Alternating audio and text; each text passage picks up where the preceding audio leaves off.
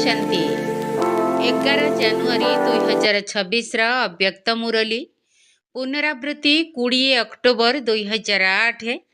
ଅବ୍ୟକ୍ତ ମୁରଲୀର ସାରାଂଶ ଅଛି, ସନ୍ତୁଷ୍ଟ ମଣି ହୋଇ ବିଶ୍ୱରେ ସନ୍ତୁଷ୍ଟତାର ଆଲୋକ ବିଚ୍ଛୁରିତ କର, ନିଜେ ସନ୍ତୁଷ୍ଟ ରୁହ ଏବଂ ସମସ୍ତଙ୍କୁ ସନ୍ତୁଷ୍ଟ କର।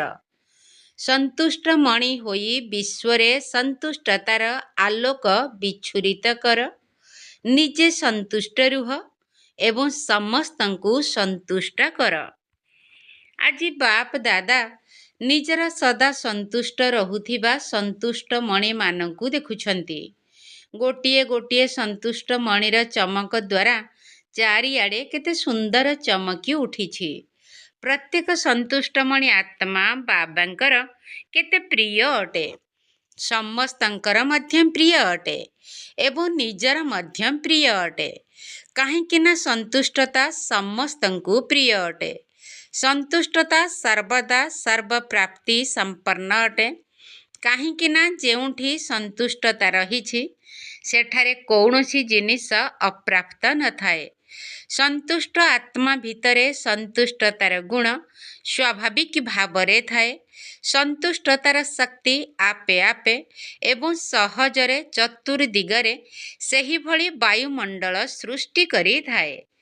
ସନ୍ତୁଷ୍ଟ ଆତ୍ମାର ଚେହେରା, ତାର ନୟନ ବାୟୁମଣ୍ଡଳରେ ସନ୍ତୁଷ୍ଟତାର ତରଙ୍ଗ ଖେଳାଇଥାଏ।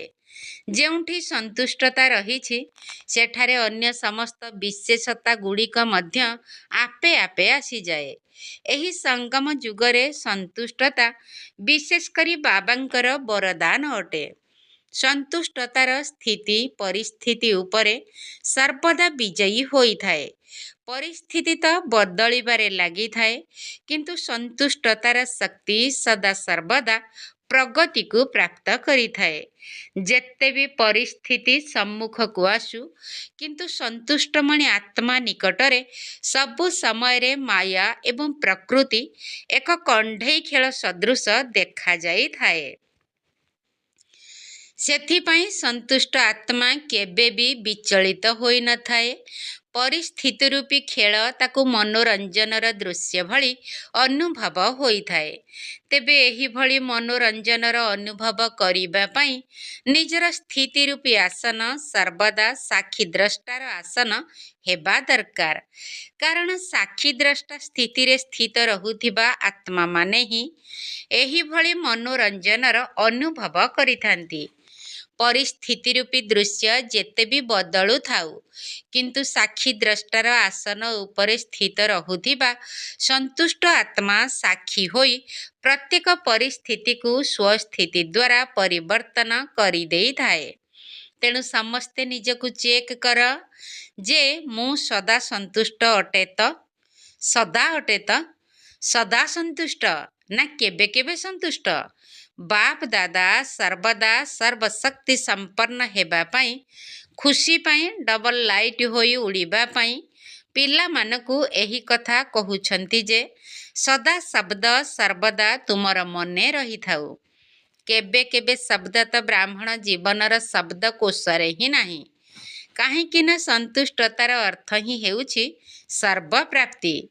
ଯେଉଁଠି ସର୍ବପ୍ରାପ୍ତି ରହିଛି ସେଠାରେ କେବେ କେବେ ଶବ୍ଦର ସ୍ଥାନ ନାହିଁ। ତେଣୁ ତୁମେମାନେ ସର୍ବଦା ଅନୁଭୂତି କରିବା ବାଲା ଅଟ ନା? ଅନୁଭୂତି କରିବା ପାଇଁ ପୁରୁଷାର୍ଥ କରୁଛ? ସମସ୍ତେ ନିଜେ ନିଜକୁ କେବେ ପଚାରିଛ? ଚେକ୍ କରିଛ? କାହିଁକି ନା ତୁମେ ସମସ୍ତେ ବାବାଙ୍କର ବିଶେଷ ସ୍ନେହୀ, ସହଯୋଗୀ, ଗେହ୍ଲା ଏବଂ ମିଠା ମିଠା ସ୍ୱପରିବର୍ତ୍ତକ ସନ୍ତାନ ଅଟ। ଏହା ଠିକ୍ କଥା ନା? ଠିକ୍ ନା? ଠିକ୍ ତ? ବାବା ତୁମକୁ ଯେଉଁ ଦୃଷ୍ଟିରେ ଦେଖୁଛନ୍ତି ସେହିଭଳି ନିଜକୁ ଅନୁଭବ କରୁଛ ତ? ହାତ ଉଠାଅ। ଯେଉଁମାନେ ସର୍ବଦା ସନ୍ତୁଷ୍ଟ ରହୁଛନ୍ତି, କେବେ କେବେ ନୁହେଁ, ତେବେ ସଦା ଶବ୍ଦକୁ ମନେ ରଖିଛ ତ? ଟିକିଏ ଧୀରେ ଧୀରେ ହାତ ଉଠାଉଛନ୍ତି। ଆଚ୍ଛା, ବହୁତ ଭଲ। ଅଳ୍ପ ଅଳ୍ପ ଉଠାଉଛନ୍ତି ଏବଂ ଭାବି ଭାବି ଉଠାଉଛନ୍ତି, କିନ୍ତୁ ବାପ ଦାଦା ତ ବାରମ୍ବାର ସାବଧାନ କରି ଚାଲିଛନ୍ତି ଯେ ଏବେ ସମୟକୁ ଦେଖ ଏବଂ ନିଜକୁ ଦେଖ। ସମୟର ବେଗ ଏବଂ ନିଜର ପୁରୁଷାର୍ଥର ବେଗକୁ ଚେକ୍ କର। ସମ୍ମାନର ସହିତ ପାସ୍ ତ ହେବାକୁ ହିଁ ପଡ଼ିବ ନା। ସମସ୍ତେ ଭାବ ଯେ ମୁଁ ବାବାଙ୍କର ରାଜକୁମାରୀ ବା ରାଜକୁମାର ଅଟେ। ନିଜକୁ ରାଜକୁମାର ମନେ କରୁଛ ନା? ପ୍ରତିଦିନ ବାପ ଦାଦା ତୁମମାନଙ୍କୁ କେଉଁ ୟାଦ ପ୍ୟାର ଦେଉଛନ୍ତି? ଲାଡଲେ ବଚ୍ଚେ ଅର୍ଥାତ୍ ଗେହ୍ଲା ସନ୍ତାନ। ତେବେ ଗେହ୍ଲା କିଏ ହୋଇଥାଏ? ଗେହ୍ଲା ସେହି ହୋଇଥାଏ ଯିଏ ପିତାଙ୍କୁ ଅନୁକରଣ କରିଥାଏ। ଏବଂ ଅନୁକରଣ କରିବା ମଧ୍ୟ ବହୁତ ବହୁତ ବହୁତ ସହଜ ଅଟେ। କୌଣସି କଷ୍ଟକର କଥା ନୁହେଁ। ଯଦି କେବଳ ଗୋଟିଏ କଥାକୁ ଅନୁକରଣ କରିଦେଲ, ତେବେ ଅନ୍ୟ ସବୁ କଥା ସହଜରେ ଅନୁକରଣ ହୋଇଯିବ। ତାହା ଗୋଟିଏ ଧାଡ଼ିର କଥା ଯାହାକୁ ବାବା ସବୁଦିନ ମନେ ପକାଇ ଦେଉଛନ୍ତି। ତାହା ମନେ ଅଛି ତ? ନିଜକୁ ଆତ୍ମା ମନେକରି ମୋତେ ମନେ ପକାଅ। ଗୋଟିଏ ଧାଡ଼ି ଅଟେ ନା? ଏବଂ ମନେ ପକାଇବା ବାଲା ମଧ୍ୟ ଆତ୍ମା ଅଟେ। ଯାହାକୁ ବାବାଙ୍କର ସର୍ବସମ୍ପତ୍ତି ମିଳିଯାଇଛି, ସେ ତ ସେବା ନ କରି ରହିପାରିବ ନାହିଁ। କାହିଁକି ନା ପ୍ରାପ୍ତି ଅସରନ୍ତି ଅଟେ, ଅମାପ ଅଟେ। ଯିଏ ବା ତାଙ୍କର ସନ୍ତାନ, ସେ ଦାନ ନ କରି ରହିପାରିବ ନାହିଁ। ଏବଂ ତୁମ ଅଧିକାଂଶ ପିଲାମାନଙ୍କୁ କେଉଁ ଉପାଧି ମିଳିଛି? ଡବଲ ବିଦେଶୀ। ତେଣୁ ଉପାଧି ହିଁ ଡବଲ ଅଟେ। ବାପ ଦାଦାଙ୍କୁ ମଧ୍ୟ ତୁମମାନଙ୍କୁ ଦେଖି ଖୁସି ଲାଗୁଛି ଏବଂ ସର୍ବଦା ଏହି ଗୀତ ଗାଉଛନ୍ତି ଯେ ବାହା ମେରେ ବଚ୍ଚେ ବାହା। ବହୁତ ଭଲ କଥା। ଭିନ୍ନ ଭିନ୍ନ ଦେଶରୁ କେଉଁ ବିମାନରେ ବସି ଆସିଛ? ସ୍ଥୂଳରେ କୌଣସି ବି ବିମାନରେ ଆସିଥାଉ, କିନ୍ତୁ ବାପ ଦାଦା କେଉଁ ବିମାନକୁ ଦେଖୁଛନ୍ତି? ଅତି ସ୍ନେହ ରୂପୀ ବିମାନରେ ଆସି ନିଜର ଅତି ପ୍ରିୟ ଘରେ ପହଞ୍ଚି ଯାଇଛ। ବାପ ଦାଦା ପ୍ରତ୍ୟେକ ସନ୍ତାନକୁ ଆଜି ବିଶେଷ କରି ଏହି ବରଦାନ ଦେଉଛନ୍ତି ଯେ ହେ ମୋର ପ୍ରିୟ ଗେହ୍ଲା ସନ୍ତାନମାନେ, ସର୍ବଦା ସନ୍ତୁଷ୍ଟମଣି ହୋଇ ସାରା ବିଶ୍ୱରେ ସନ୍ତୁଷ୍ଟତାର ତରଙ୍ଗ ବିଚ୍ଛୁରିତ କର। ସର୍ବଦା ସନ୍ତୁଷ୍ଟ ରୁହ ଏବଂ ସନ୍ତୁଷ୍ଟ କର। କେହି କେହି ପିଲା କହୁଛନ୍ତି ସନ୍ତୁଷ୍ଟ ରହିବା ତ ସହଜ ଅଟେ, କିନ୍ତୁ ସନ୍ତୁଷ୍ଟ କରିବାକୁ ଟିକିଏ କଷ୍ଟ ଲାଗୁଛି। ବାପ ଦାଦା ଜାଣିଛନ୍ତି ଯଦି ପ୍ରତ୍ୟେକ ଆତ୍ମାକୁ ସନ୍ତୁଷ୍ଟ କରିବାର ଅଛି, ତେବେ ତାର ବିଧି ମଧ୍ୟ ବହୁତ ସହଜ ଅଟେ। ଯଦି କେହି ତୁମ ଉପରେ ଅସନ୍ତୁଷ୍ଟ ରହୁଛି ବା ଅସନ୍ତୁଷ୍ଟ ହେଉଛି, ତେବେ ସେ ମଧ୍ୟ ଅସନ୍ତୁଷ୍ଟ ଅଟେ। କିନ୍ତୁ ତୁମ ଉପରେ ମଧ୍ୟ ତାର ଅସନ୍ତୁଷ୍ଟତାର ପ୍ରଭାବ କିଛି ତ ପଡ଼ୁଛି ନା? ବ୍ୟର୍ଥ ସଂକଳ୍ପ ତ ଚାଲୁଛି ନା? ତେବେ ବାପ ଦାଦା ଯେଉଁ ଶୁଭ ଭାବନା ବା ଶୁଭ କାମନାର ମନ୍ତ୍ର ଦେଇଛନ୍ତି, ଯଦି ନିଜକୁ ସେହି ମନ୍ତ୍ରର ସ୍ମୃତି ସ୍ୱରୂପ ସ୍ଥିତିରେ ରଖିବ, ତେବେ ତୁମର ବ୍ୟର୍ଥ ସଂକଳ୍ପ ଚାଲିବ ନାହିଁ। ସବୁ କିଛି ଜାଣିଥିଲେ ମଧ୍ୟ ସେ ଏହିଭଳି ଅଟେ, ସେ ସେହିଭଳି ଅଟେ। କିନ୍ତୁ ନିଜକୁ ସର୍ବଦା ନିଆରା ରଖିବାକୁ ହେବ, ଅର୍ଥାତ୍ ତାଙ୍କର ସଂସ୍କାରର ଭାଇବ୍ରେସନ ଠାରୁ ନିଆରା ଏବଂ ବାବାଙ୍କର ପ୍ୟାରା ଅନୁଭବ କରିବାକୁ ହେବ। ତେଣୁ ତୁମର ନ୍ୟାରା ହେବାର ଏବଂ ବାବାଙ୍କର ପ୍ୟାରା ହେବାର ଶ୍ରେଷ୍ଠ ସ୍ଥିତିର ଭାଇବ୍ରେସନ ଅର୍ଥାତ୍ ସଂକଳ୍ପର ତରଙ୍ଗ ଯଦି ସେହି ଆତ୍ମା ନିକଟରେ ପହଞ୍ଚି ପାରୁନାହିଁ, ତେବେ ବାୟୁମଣ୍ଡଳରେ ତ ନିଶ୍ଚିତ ବିଚ୍ଛୁରିତ ହେବ। ଯଦି କେହି ପରିବର୍ତ୍ତନ ହେଉନାହିଁ, କିନ୍ତୁ ତୁମ ଭିତରେ ବ୍ୟର୍ଥ ସଂକଳ୍ପ ରୂପରେ ସେହି ଆତ୍ମାର ପ୍ରଭାବ ପଡ଼ିବାରେ ଲାଗିଛି, ତେବେ ବାୟୁମଣ୍ଡଳରେ ସମସ୍ତଙ୍କର ସଂକଳ୍ପ ଖେଳି ଯାଉଛି। ସେଥିପାଇଁ ତୁମେ ନିଜେ ନିଆରା ହୋଇ ବାବାଙ୍କର ପ୍ୟାରା ହୋଇ ସେହି ଆତ୍ମାର ମଧ୍ୟ କଲ୍ୟାଣ ପାଇଁ ଶୁଭ ଭାବନା ଶୁଭ କାମନା ରଖ। କେବେ କେବେ ପିଲାମାନେ କୁହନ୍ତି ସେ ପ୍ରଥମେ ଭୁଲ କରିଲେ ନା, ତେଣୁ ମୋତେ ମଧ୍ୟ ଟିକିଏ ଜୋରରେ କହିବାକୁ ପଡ଼ିଲା। ସେଥିପାଇଁ ଟିକିଏ ନଜର, ସ୍ୱଭାବ ଏବଂ ମୁଖ ଟିକିଏ କଡ଼ା ହୋଇଯାଉଛି। ତେଣୁ ସେ ତ ଭୁଲ କରିଲା, କିନ୍ତୁ ତୁମେ ଯେଉଁଭଳି କଡ଼ା ଶବ୍ଦ କହିଲ ତାହା କ'ଣ ଭୁଲ ନୁହେଁ? ସେ ଅନ୍ୟ ପ୍ରକାରର ଭୁଲ କରିଲା, କିନ୍ତୁ ତୁମେ ନିଜ ମୁଖ ଦ୍ୱାରା ଯେଉଁ କଡ଼ା ଶବ୍ଦ କହିଲ, ଯାହାକୁ କ୍ରୋଧର ଅଂଶ କୁହାଯିବ, କ'ଣ ତାହା ଠିକ୍ କି? ତେବେ କ'ଣ ଗୋଟିଏ ଭୁଲ ଆଉ ଗୋଟିଏ ଭୁଲକୁ ଠିକ୍ କରିପାରିବ? ଆଜିକାଲିର ସମୟ ଅନୁସାରେ ନିଜର ବାଣୀକୁ କଡ଼ା କରିବା, ଏଥିପ୍ରତି ମଧ୍ୟ ବିଶେଷ ଧ୍ୟାନ ଦିଅ। କାହିଁକିନା ଜୋରରେ କଥା କହିବା ବା ବିରକ୍ତି ହୋଇ କଥା କହିବା, ଏହାଦ୍ୱାରା ସେହି ଆତ୍ମା ତ ପରିବର୍ତ୍ତନ ହେବ ନାହିଁ, ବରଂ ଏହା ମଧ୍ୟ 2 ନମ୍ବର ବିକାରର ଅଂଶ ଅଟେ। କଥାରେ ଅଛି, ତୁମ ମୁଖରୁ ଏଭଳି ବାଣୀ ବାହାରୁ ଯେପରି ଫୁଲର ବର୍ଷା ହେଉଛି। ମିଠା ବାଣୀ, ହର୍ଷିତ ଚେହେରା, ମିଠା ମନୋବୃତ୍ତି, ମିଠା ଦୃଷ୍ଟି, ମିଠା ସମ୍ବନ୍ଧ ସମ୍ପର୍କ, ଏହା ମଧ୍ୟ ସେବାର ସାଧନ ଅଟେ। ସେଥିପାଇଁ ଫଳାଫଳକୁ ଚେକ୍ କର। ଧରିନିଅ କେହି ଯଦି ଭୁଲ କରିଲା ବା ଭୁଲ ଅଟେ ଏବଂ ତୁମେ ତାକୁ ବୁଝାଇବା ଉଦ୍ଦେଶ୍ୟରେ ଅନ୍ୟ କୌଣସି ଲକ୍ଷ୍ୟରେ ନୁହେଁ, ତୁମର ଉଦ୍ଦେଶ୍ୟ ବହୁତ ଭଲ ଯେ ମୁଁ ଏହାଙ୍କୁ ଶିକ୍ଷା ଦେଉଛି ବା ବୁଝାଉଛି, କିନ୍ତୁ ଫଳାଫଳ କ'ଣ ଦେଖିବାକୁ ମିଳୁଛି? ସେ ଆତ୍ମା ପରିବର୍ତ୍ତନ ହେଉଛି, ବରଂ ଭବିଷ୍ୟତରେ ତୁମ ଆଗକୁ ଆସିବା ପାଇଁ ଡରିବ। ତେଣୁ ତୁମେ ଯେଉଁ ଲକ୍ଷ୍ୟ ରଖିଥିଲ ତାହା ତ ପୂରଣ ହେଲା ନାହିଁ। ସେଥିପାଇଁ ନିଜର ମନର ସଂକଳ୍ପକୁ ଏବଂ ବାଣୀକୁ ଏବଂ ସମ୍ବନ୍ଧ ସମ୍ପର୍କକୁ ସର୍ବଦା ମିଠା, ମଧୁରତା ସମ୍ପନ୍ନ ଅର୍ଥାତ୍ ମହାନ କର। କାହିଁକି ନା ବର୍ତ୍ତମାନ ସମୟରେ ଲୋକମାନେ ବାସ୍ତବିକ ଜୀବନକୁ ଦେଖିବାକୁ ଚାହୁଁଛନ୍ତି। ଯଦି ବାଣୀ ଦ୍ୱାରା ସେବା କରୁଛ, ତେବେ ବାଣୀର ସେବା ଦ୍ୱାରା ପ୍ରଭାବିତ ହୋଇ ପାଖକୁ ତ ଆସିଯାଉଛନ୍ତି। ଏହି ଲାଭ ତ ମିଳିଯାଉଛି, କିନ୍ତୁ ବାସ୍ତବିକ ଜୀବନରେ ମଧୁରତା, ମହାନତା, ଶ୍ରେଷ୍ଠ ଭାବନା, ଚାଲିଚଳନ ଏବଂ ଚେହେରାକୁ ଦେଖି ନିଜେ ମଧ୍ୟ ପରିବର୍ତ୍ତନ ହେବା ପାଇଁ ପ୍ରେରଣା ନେଇଯାଉଛନ୍ତି। ଏହାଛଡ଼ା ଆଗକୁ ସମୟର ଅବସ୍ଥା ଯେପରି ପରିବର୍ତ୍ତନ ହେବାକୁ ଯାଉଛି, ସେହିଭଳି ସମୟରେ ତୁମମାନଙ୍କୁ ନିଜର ଚାଲିଚଳନ ଦ୍ୱାରା ଏବଂ ଚେହେରା ଦ୍ୱାରା ଅଧିକ ସେବା କରିବାକୁ ପଡ଼ିବ। ସେଥିପାଇଁ ନିଜେ ନିଜକୁ ଚେକ୍ କର। ସର୍ବ ଆତ୍ମାଙ୍କ ପ୍ରତି ଶୁଭ ଭାବନା, ଶୁଭ କାମନା ଯୁକ୍ତ ବୃତ୍ତି ଏବଂ ଦୃଷ୍ଟିର ସଂସ୍କାର ସ୍ୱାଭାବିକ ଭାବରେ ମୋର ନେଚର ଅଟେ ତ? ବାପ ଦାଦା ପ୍ରତ୍ୟେକ ସନ୍ତାନକୁ ବିଜୟୀ ମାଳାର ଦାନା ରୂପରେ ଦେଖିବାକୁ ଚାହୁଁଛନ୍ତି। ତେଣୁ ତୁମେ ସମସ୍ତେ ନିଜକୁ ମାଳାର ଦାନା ହେବା ଯୋଗୀ ଆତ୍ମା ମନେ କରୁଛ। କେତେକ ପିଲା ଭାବୁଛନ୍ତି 108ର ମାଳାରେ ତ ନିମିତ୍ତ ହୋଇଥିବା ପିଲାମାନେ ହିଁ ଆସିବେ, କିନ୍ତୁ ବାପ ଦାଦା ପୂର୍ବରୁ ମଧ୍ୟ ଶୁଣାଇଛନ୍ତି ଯେ 108 ମାଳାର ଗାୟନ ତ ଭକ୍ତି ମାର୍ଗର ଅଟେ। କିନ୍ତୁ ତୁମେ ସମସ୍ତେ ଯଦି ବିଜୟୀ ଦାନା ହୋଇଯିବ, ତେବେ ବାପ ଦାଦା ମାଳାକୁ ଅଧିକ ପରସ୍ତ କରିଦେବେ।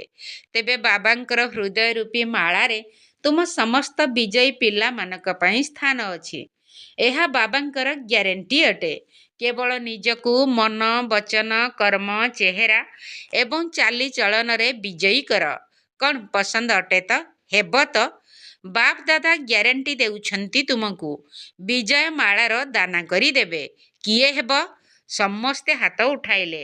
ଆଚ୍ଛା, ତେବେ ବାପ ଦାଦା ମାଳା ଭିତରେ ମାଳା ତିଆରି କରିବା ଆରମ୍ଭ କରିଦେବେ।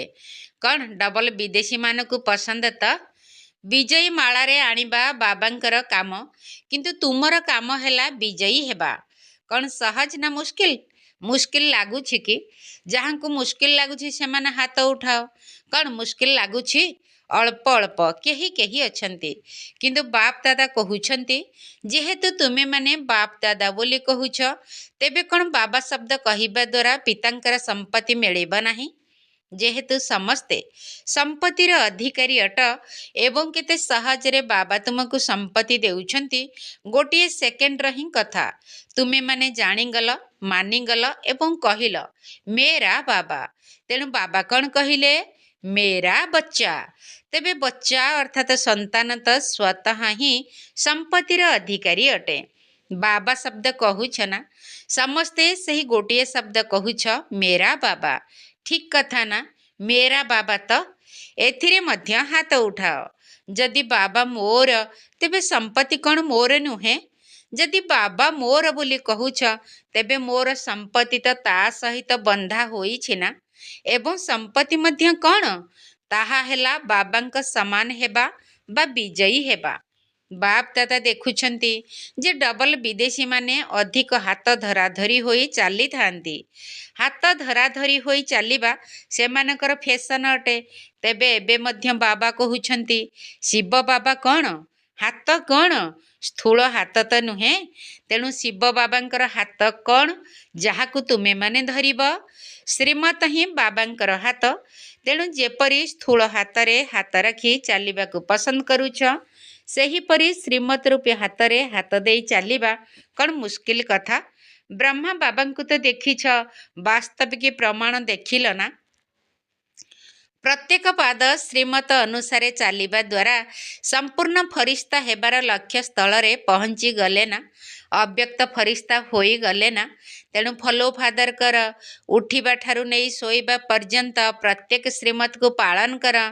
ତେବେ ପ୍ରତ୍ୟେକ ପାଦ ପାଇଁ ଶ୍ରୀମତ କ'ଣ? ତାହା ତ ବାପ ଦାଦା ଶୁଣାଇ ଦେଇଛନ୍ତି। କିପରି ଉଠିବ, କିପରି ଚାଲିବ, କିପରି କରିବ କର୍ମ, ମନ ଭିତରେ କ'ଣ କ'ଣ ସଂକଳ୍ପ କରିବ ଏବଂ ସମୟକୁ କିପରି ଶ୍ରେଷ୍ଠ ରୂପରେ ବ୍ୟତୀତ କରିବ, ରାତିରେ ଶୋଇବା ପର୍ଯ୍ୟନ୍ତ ମଧ୍ୟ ଶ୍ରୀମତ ମିଳିଯାଇଛି। ଭାବିବାର ମଧ୍ୟ ଆବଶ୍ୟକତା ନାହିଁ। ଏକଥା କରିବି କି ନ କରିବି, ଏଥିପାଇଁ କେବଳ ବ୍ରହ୍ମା ବାବାଙ୍କୁ ଅନୁକରଣ କର। ତେଣୁ ବାପ ଦାଦାଙ୍କର ତ ପିଲାମାନଙ୍କ ପ୍ରତି ଅତୁଟ ସ୍ନେହ ରହିଛି। ତେଣୁ ବାପ ଦାଦା ଗୋଟିଏ ବି ସନ୍ତାନକୁ ବିଜୟୀ ନ ହେଉ, ରାଜା ନ ହେଉ, ଏଭଳି ଦେଖିବାକୁ ଚାହୁଁନାହାନ୍ତି। ସମସ୍ତେ ରାଜା ସନ୍ତାନ ଅଟ, ସ୍ୱରାଜ୍ୟ ଅଧିକାରୀ ଅଟ। ସେଥିପାଇଁ ନିଜର ସ୍ୱରାଜ୍ୟକୁ କେବେ ବି ଭୁଲ ନାହିଁ। ବୁଝିଲ ତ? ବାପ ଦାଦା ତ ଅନେକ ଥର ସଂକେତ ଦେଇସାରିଛନ୍ତି ଯେ ସମୟ ଅଚାନକ ଏବଂ ବିଷମ ହେବାକୁ ଯାଉଛି। ସେଥିପାଇଁ ସଦା ପ୍ରସ୍ତୁତ ହୋଇ ରୁହ। ଏଥିପାଇଁ ଅଶରୀରୀ ପଣିଆର ଅନୁଭବ ଆବଶ୍ୟକ ଅଟେ। ଯେତେ ବି ବ୍ୟସ୍ତ ରହିଥାଅ, କିନ୍ତୁ ବ୍ୟସ୍ତତା ଭିତରେ ମଧ୍ୟ ଗୋଟିଏ ସେକେଣ୍ଡ ପାଇଁ ଅଶରୀରୀ ହେବାର ଅଭ୍ୟାସ ଏବେଠାରୁ କରି ଦେଖ। ତୁମେ କହିବ, ମୁଁ ତ ବହୁତ ବ୍ୟସ୍ତ ରହୁଛି। ଧରିନିଅ ତୁମେ ବହୁତ ବ୍ୟସ୍ତ ଅଛ, କିନ୍ତୁ ଶୋଷ ଲାଗିଲା। ତେବେ କ'ଣ କରିବ? ପାଣି ତ ପିଇବ ନା? କାରଣ ତୁମେ ଜାଣିଛ ଯେ ଶୋଷ ଲାଗିଲେ ପାଣି ପିଇବା ଜରୁରୀ ଅଟେ। ସେହିଭଳି ମଝିରେ ମଝିରେ ଅଶରୀରୀ ଆତ୍ମିକ ସ୍ଥିତିରେ ସ୍ଥିତ ରହିବାର ଅଭ୍ୟାସ ମଧ୍ୟ ଜରୁରୀ ଅଟେ। କାହିଁକି ନା ଆଗାମୀ ସମୟରେ ଚାରିଆଡ଼ର ହଲଚଲ ପରିସ୍ଥିତିରେ ଅଚଳ ସ୍ଥିତିର ଆବଶ୍ୟକତା ପଡ଼ିବ। ତେଣୁ ଏବେଠାରୁ ଯଦି ବହୁତ କାଳର ଅଭ୍ୟାସ ନ କରିବ, ତେବେ ଅତି ହଲଚଲ ସମୟରେ ଅଚଳ କିପରି ରହିବ? ତେଣୁ ସାରା ଦିନ ଭିତରେ ଗୋଟିଏ 2ଟି ମିନିଟ୍ ବାହାର କରି ମଧ୍ୟ ଚେକ୍ କର ଯେ ସମୟ ଅନୁସାରେ ମୁଁ ନିଜର ଆତ୍ମିକ ସ୍ଥିତି ଦ୍ୱାରା ଅଶରୀରୀ ହୋଇପାରିବି ତ? ଏହାକୁ ଚେକ୍ କର ଏବଂ ପରିବର୍ତ୍ତନ କର। କେବଳ ଚେକ୍ କରିବାର ନାହିଁ, ଚେଞ୍ଜ ମଧ୍ୟ କରିବାକୁ ହେବ। ତେଣୁ ବାରମ୍ବାର ଏହି ଅଭ୍ୟାସକୁ ଚେକ୍ କରିବା ଦ୍ୱାରା, ତାକୁ ଅଭ୍ୟାସ କରିବା ଦ୍ୱାରା ସ୍ୱାଭାବିକ ସ୍ଥିତି ହୋଇଯିବ। ବାପ ଦାଦାଙ୍କ ସହିତ ସ୍ନେହ ଅଛି, ଏଥିରେ ତ ସମସ୍ତେ ହାତ ଉଠାଉଛ। ଅଛି ନା ସ୍ନେହ? କ'ଣ ପୁରା ସ୍ନେହ ଅଛି ନା ଅଧୁରା ଅଛି? ଅଧୁରା ତ ନୁହେଁ ନା? ଯଦି ସ୍ନେହ ଅଛି, ତେବେ ତୁମର ପ୍ରତିଜ୍ଞା କ'ଣ? କ'ଣ ପ୍ରତିଜ୍ଞା କରିଛ? ସାଥିରେ ଯିବ ତ? ଅଶରୀରୀ ହୋଇ ସାଥିରେ ଯିବ ନା ପଛେ ପଛେ ଆସିବ? କ'ଣ ସାଥିରେ ଯିବ ତ? କିଛି ସମୟ ବତନରେ ସାଥୀ ହୋଇ ରହିବା, ତାପରେ ବ୍ରହ୍ମା ବାବାଙ୍କ ସହିତ ପ୍ରଥମ ଜନ୍ମରେ ଆସିବ। ଏହି ପ୍ରତିଜ୍ଞା କରିଛ ନା? ଠିକ୍ ନା? ଏଥିରେ ହାତ ଉଠା କରାଉ ନାହିଁ। ତେଣୁ ମୁଣ୍ଡ ହଲାଅ। ହାତ ଉଠାଇଲେ ଥକିଯିବ ନା? ଯଦି ସାଥିରେ ହିଁ ଯିବାର ଅଛି, ପଛରେ ରହିବାର ନାହିଁ, ତେବେ ବାବା ମଧ୍ୟ ସାଥିରେ କାହାକୁ ନେବେ? ବାପ ସମାନ ହେବା ବାଲାଙ୍କୁ ସାଥିରେ ନେଇଯିବେ ନା? ବାବାଙ୍କୁ ମଧ୍ୟ ଏକା ଏକା ଯିବା ପସନ୍ଦ ନୁହେଁ। ପିଲାମାନଙ୍କ ସାଥିରେ ହିଁ ଯିବାର ଅଛି। ତେବେ ସାଥିରେ ଯିବା ପାଇଁ ପ୍ରସ୍ତୁତ ଅଟ ତ? ମୁଣ୍ଡ ହଲାଅ। ଅଟ ତ? ସମସ୍ତେ ଯିବ? ଆଚ୍ଛା, ତେବେ ସମସ୍ତେ ସାଥିରେ ଯିବା ପାଇଁ ପ୍ରସ୍ତୁତ ଅଛ? ଯେତେବେଳେ ବାବା ଯିବେ ସେତେବେଳେ ଯିବ ନା? ଏବେ ତ ଯିବାର ନାହିଁ। ଏବେ ତ ବିଦେଶକୁ ଫେରିବାକୁ ହେବ ନା? ବାବା ଯେତେବେଳେ ଆଦେଶ ଦେବେ, ନଷ୍ଟ ମୁହା ସ୍ମୃତି ଲବ୍ଧା ହେବାର ଘଣ୍ଟି ବଜାଇବେ, ସେତେବେଳେ ସାଥିରେ ଯିବ। ସେଥିପାଇଁ ପ୍ରସ୍ତୁତି କରୁଛ ତ? ତେବେ ସ୍ନେହର ଚିହ୍ନ ହେଲା ସାଥିରେ ଯିବା। ଆଚ୍ଛା, ବାପ ଦାଦା ପ୍ରତ୍ୟେକ ସନ୍ତାନକୁ ଦୂରରେ ଥିଲେ ମଧ୍ୟ ନିକଟରେ ଅନୁଭବ କରୁଛନ୍ତି। ଯେବେ କି ଜ୍ଞାନର ସାଧନ ଗୁଡ଼ିକ ଦୂରକୁ ନିକଟ କରିଦେଇ ପାରୁଛି, ଦୂର ଜିନିଷକୁ ଦେଖିପାରୁଛ, କଥା କହିପାରୁଛ, ସେହିପରି ବାପ ଦାଦା ମଧ୍ୟ ଦୂରରେ ବସିଥିବା ପିଲାମାନଙ୍କୁ ସବୁଠାରୁ ନିକଟରେ ଦେଖୁଛନ୍ତି। ତେଣୁ ତୁମେମାନେ ଦୂରରେ ନାହଁ, ଦିଲ୍ ଭିତରେ ସମାହିତ ଅଟ। ତେଣୁ ବାପ ଦାଦା ଏହି ବିଶେଷ ପାଳି ଅନୁସାରେ ଆସିଥିବା ପିଲାମାନଙ୍କୁ ନିଜର ଦିଲ୍ ଭିତରେ ନୟନରେ ସମାହିତ କରିବା ସହିତ ପ୍ରତ୍ୟେକ ସନ୍ତାନକୁ ସାଥିରେ ଯିବା ବାଲା ରୂପରେ, ସାଥିରେ ରହିବା ବାଲା ରୂପରେ ଏବଂ ସାଥିରେ ରାଜ୍ୟ କରିବା ବାଲା ରୂପରେ ଦେଖୁଛନ୍ତି। ତେଣୁ ଆଜିଠାରୁ ଦିନସାରା ବାରମ୍ବାର କେଉଁ ଡ୍ରିଲ୍ କରିବ? ଏବେ ଗୋଟିଏ ସେକେଣ୍ଡ ଭିତରେ ଆତ୍ମାଭିମାନୀ ହୋଇଯାଅ। ନିଜର ଶରୀରକୁ ଦେଖୁଥିଲେ ମଧ୍ୟ ଅଶରୀରୀ ସ୍ଥିତିରେ ରହି ଦେହଠାରୁ ନିଆରା ଏବଂ ବାବାଙ୍କର ପ୍ରିୟ ହେବାର ଅନୁଭବ କରିପାରିବ ତ? ତେଣୁ ଏବେ ଗୋଟିଏ ସେକେଣ୍ଡ ଭିତରେ ଅଶରୀରୀ ହୋଇଯାଅ। ଆଚ୍ଛା, ବାପ ଦାଦା ଡ୍ରିଲ୍ କରାଇଲେ। ଏହିଭଳି ସାରା ଦିନ ଭିତରେ ମଝିରେ ମଝିରେ କେମିତି ବି ହେଉ ଗୋଟିଏ ମିନିଟ୍ ବାହାର କରି ଏହି ଅଭ୍ୟାସକୁ ପକ୍କା କରି ଚାଲ। କାହିଁକିନା ବାପ ଦାଦା ଜାଣିଛନ୍ତି ଯେ ଆଗାମୀ ସମୟ ଅତି ହାହାକାରର ସମୟ ହେବ। ତୁମମାନଙ୍କୁ ସମସ୍ତଙ୍କୁ ସକାଶ ଦେବାକୁ ପଡ଼ିବ ଏବଂ ସକାଶ ଦେବାରେ ହିଁ ତୁମର ନିଜର ପୁରୁଷାର୍ଥ ମଧ୍ୟ ତୀବ୍ର ହୋଇଯିବ। ବହୁତ କମ୍ ସମୟ ଭିତରେ ସକାଶ ଦ୍ୱାରା ସର୍ବଶକ୍ତି ଦେବାକୁ ପଡ଼ିବ ଏବଂ ଯେଉଁମାନେ ଏହିଭଳି ସଙ୍କଟ ସମୟରେ ସକାଶ ଦେବେ, ଯେତେ ଆତ୍ମାକୁ ଦେବେ, ଚାହେଁ ବହୁତ ଜଣକୁ ଦିଅନ୍ତୁ, ଚାହେଁ ଅଳ୍ପ ଜଣକୁ ଦିଅନ୍ତୁ, ସେହି ଅନୁସାରେ ହିଁ ଦ୍ୱାପର ଏବଂ କଳି ଯୁଗରେ ତାଙ୍କର ଭକ୍ତ ହେବେ। ତେଣୁ ସଙ୍ଗମ ଯୁଗରେ ତୁମେ ସମସ୍ତେ ଭକ୍ତ ମଧ୍ୟ ତିଆରି କରୁଛ। କାହିଁକି ନା ତୁମେ ଦେଇଥିବା ସୁଖ ଏବଂ ଶାନ୍ତି ସେମାନଙ୍କ ହୃଦୟରେ ସମାହିତ ହୋଇଯିବ ଏବଂ ସେମାନେ ଭକ୍ତି ରୂପରେ ତୁମକୁ ତାର ପ୍ରତିଦାନ ଦେବେ। ଆଚ୍ଛା, ଚାରିଆଡ଼ର ବାପ ଦାଦାଙ୍କର ନୟନର ଜ୍ୟୋତି, ବିଶ୍ୱର ଆଧାର ଏବଂ ଉଦ୍ଧାର କରୁଥିବା ଆତ୍ମାମାନଙ୍କୁ, ମାଷ୍ଟର ଦୁଃଖହର୍ତ୍ତା ସୁଖକର୍ତ୍ତା ବିଶ୍ୱ ପରିବର୍ତ୍ତକ ପିଲାମାନଙ୍କୁ ବହୁତ ବହୁତ ହାର୍ଦ୍ଦିକ ସ୍ନେହ, ହାର୍ଦ୍ଦିକ ଶୁଭେଚ୍ଛା ଏବଂ ପଦ୍ମ ପଦ୍ମ ବରଦାନ ସ୍ୱୀକାର ହେଉ। ଆମ ଆତ୍ମିକ ସନ୍ତାନମାନଙ୍କର ଆତ୍ମିକ ବାପ ଦାଦାଙ୍କୁ ନମସ୍ତେ ନମସ୍ତେ ନମସ୍ତେ ଏବଂ ସୁପ୍ରଭାତ। ଆଚ୍ଛା, ବରଦାନ। ଯୁଗଳ ସ୍ୱରୂପର ସ୍ମୃତି ଏବଂ ପଦବୀର ନିଶା ଦ୍ୱାରା କଳ୍ପକଳ୍ପର ଅଧିକାରୀ ହୁଅ। ଯୁଗଳ ସ୍ୱରୂପର ସ୍ମୃତି ଏବଂ ପଦବୀର ନିଶା ଦ୍ୱାରା କଳ୍ପକଳ୍ପର ଅଧିକାରୀ ହୁଅ। ମୁଁ ଏବଂ ମୋର ବାବା ଯଦି ସ୍ମୃତିରେ ସର୍ବଦା ଯୁଗଳ ସ୍ୱରୂପରେ ରହିବ ଏବଂ ଏହି ଶ୍ରେଷ୍ଠ ପଦବୀ ସର୍ବଦା ସ୍ମୃତିରେ ରହିବ ଯେ ମୁଁ ଆଜି ବ୍ରାହ୍ମଣ ଅଛି, କାଲିକୁ ଦେବତା ହେବି, ଯଦି ହଂସୋ ସୋ ହମ୍ର ମନ୍ତ୍ର ସର୍ବଦା ସ୍ମୃତିରେ ରହିବ, ତେବେ ସେହି ନିଶାରେ ଏବଂ ଖୁସିରେ ପୁରୁଣା ଦୁନିଆ ସହଜରେ ଭୁଲି ହୋଇଯିବ। ସର୍ବଦା ଏହି ଶୁଦ୍ଧ ଗର୍ବ ମନ ଭିତରେ ରହିବ ଯେ ମୁଁ ହିଁ କଳ୍ପକଳ୍ପର ଅଧିକାରୀ ଆତ୍ମା ଅଟେ। ଆମେମାନେ ଥିଲୁ, ଏବେ ହୋଇଛୁ ଏବଂ ଆମେ ହିଁ କଳ୍ପକଳ୍ପ ହେବୁ।